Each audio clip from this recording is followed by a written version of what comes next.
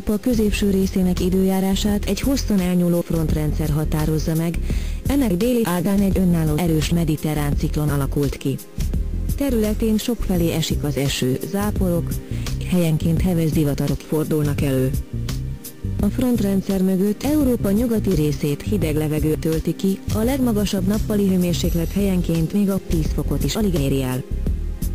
A hatalmas anticiklon, amely meghatározta kontinens északnyugati részének időjárását, most arra dél felé vándorolt, ezzel a Brit-szigetek térségét ismét ciklonális hatások irányítják.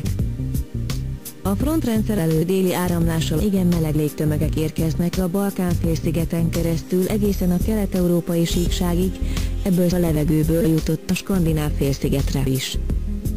Jellemző, hogy Ciprus és Törökország területéről már 30-35 fokos csúcshőmérsékletről számolnak be, addig Spanyolországban sokfelé a 20 fokig sem melegszik fel a levegő. Szokatlanul enyhe az idő Oroszország európai felén, néhol itt is mérnek 30 fokot, sőt a skandináv államok térségéből is jelentenek 25-28 fokot. A hétvégén hazánk időjárást a fent említett mediterrán ciklon határozza meg.